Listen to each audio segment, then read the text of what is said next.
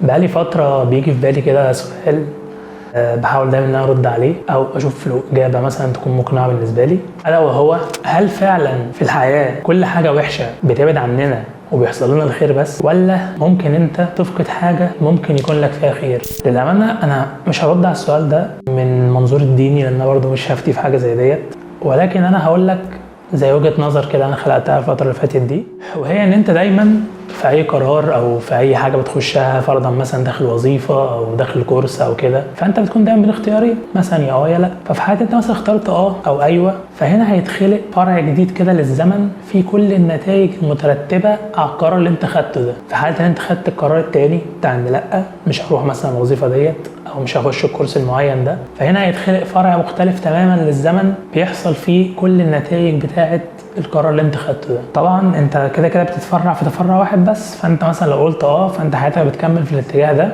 لو قلت لا حياتك بتكمل في الاتجاه التاني. فيجي حد يسالني سؤال يقول لي يعني هل ده معناه ان الانسان بيتحكم في يعني 90% من قراراته مثلا؟ هقول لك ما اظنش، يعني ما اظنش برضه ان الموضوع 100% دايركت كده ان هو انسان بيتحكم في كل حاجه حواليه. اكيد في نسبه برضه زي مثلا بنسميها مثلا رزق من عند ربنا، او حاجات فعلا اعلى مننا بتحصل. في نسبه برضه ممكن يتسمى حظ، ان انت مثلا قدمت في حاجه فمطلوب مثلا 2 بس يتاخدوا، ممكن تتاخد مثلا نص 100,000، فاكيد انت مش احسن منهم، يعني مش احسن منهم كلهم، انت فاهم؟ ممكن يكون في ناس كتير شبهك ولكن وقع عليك الاختيار يعني. فبرضه هتسال سؤال فيها معناه اللي هو لا طب يعني هو برضه ده معناه ان الكلام ده مش مكتوب؟ اقول لك لا طبعا مكتوب. الدليل ان انت في كل لحظه كل تفرع من ده انت ما تعرفش اخرته ايه. يعني انت لو اخترت فانت ما تعرفش اللي هيحصل. ما ينفعش ان انت تمسك النتائج بعد ما حصلت وتبني عليها من الاول، ما حدش بيعرف النتائج.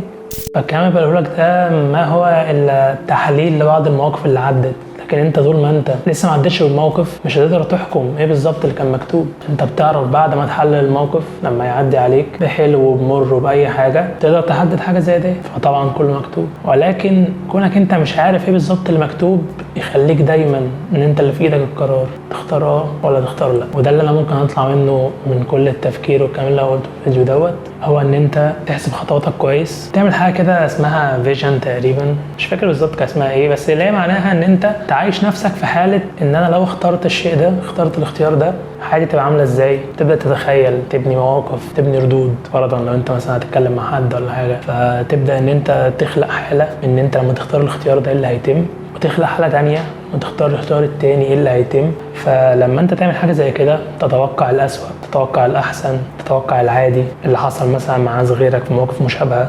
فانت تبدا ان انت تحلل الموضوع كويس، تدرس الموضوع كويس دراسه كامله فعلا قبل ما تاخد اي قرار، تحسب خطوتك، تكون عارف انت ليه بتختار وليه بتختار لا. تاني حاجه ان انت لو فرضا مثلا في موضوع ما انت مثلا ما رحتش وظيفه معينه ورحت مثلا وظيفه تانية، او ما دخلتش الكورس الفلاني، او ما دخلتش العلاقه الفلانيه، فانت وقتها بعد ما تعدي المرحله ديت، ما دام انت حسبتها تمام وكله حلو، ولقيت انت كنت مثلا حسبتك غلط، ففي اللحظه دي بقى مش هيبقى عندك اي مشكله ان انت تحاول مره واثنين وثلاثه، لان انت لما بتدرس خطواتك تعرف كويس انك عايز ايه. وزي ما انت مش عارف ايه اللي مكتوب لك، فلذلك طول ما انت في ايدك حاول.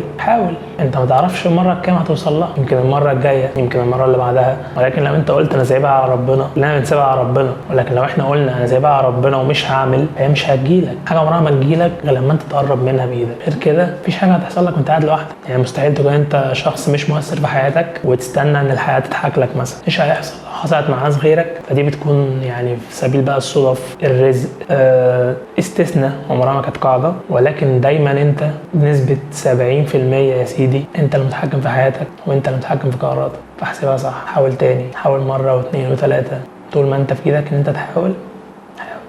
مش بقول لك اثبت حاجه لحد، لكن دايما اثبت لنفسك ان انت قادر، ان انت عارف انت بتعمل ايه، ان انت عارف الانسب ليك. مستني كلكم طبعا تناقشوني في الكومنتات، سواء شايف كلامي صح شايف كلامي غلط، يا ريت انا هحب اتناقش معاكم.